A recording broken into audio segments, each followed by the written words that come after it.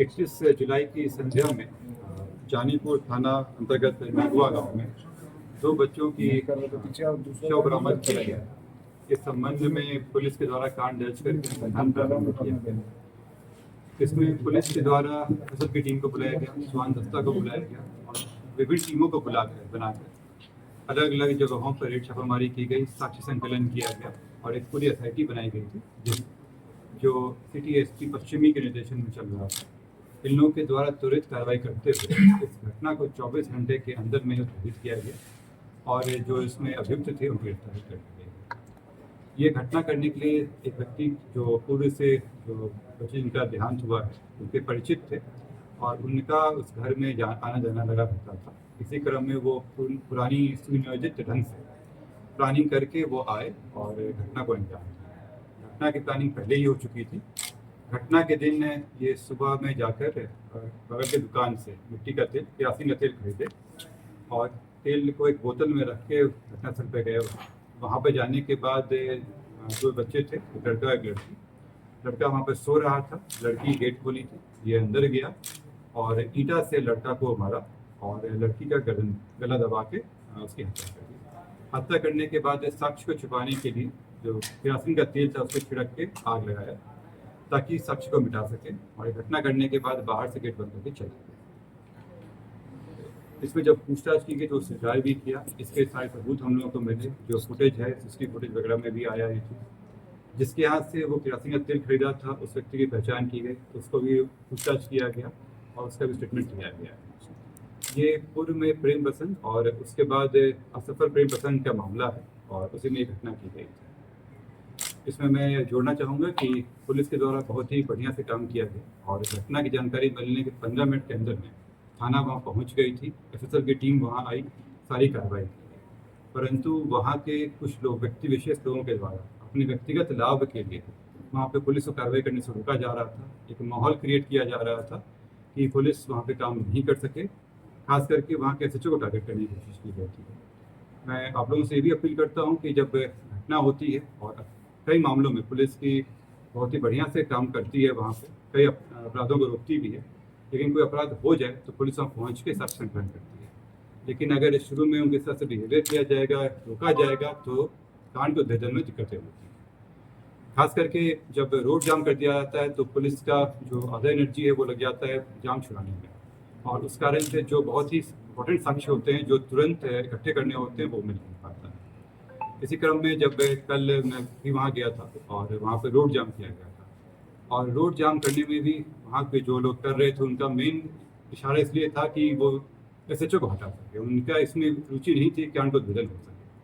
मैंने पहले भी कहा कि अगर आप हर मामले में थाने तक उठाते रहेंगे तो अनुसंधान कौन करेगा, और अगर पुलिस की लापरवाही आती तो हम लोग कार्रवाई करते भी, परंतु इस तरह का दबाव बनाना और केवल खास करके इस तरह की घटना या दुर्घटना हो जाए और उसमें अपने व्यक्तिगत लाभ के लिए इस तरह का कार्य करना निंदनीय है।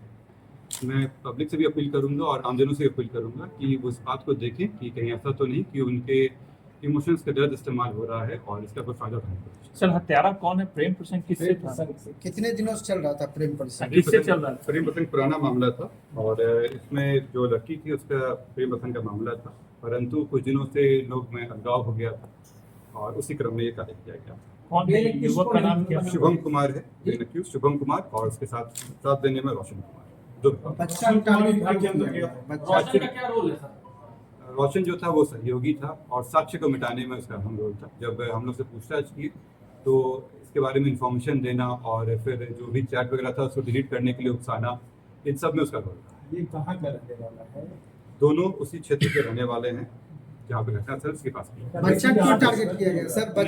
बच्चा का टारगेट क्यों किया गया? अभी तक किसी के साथ भी ऑफिशियल रिपोर्ट या कहीं भी ये नहीं आया है कि दुष्कर्म किया गया। आरोपी ने बताया क्या?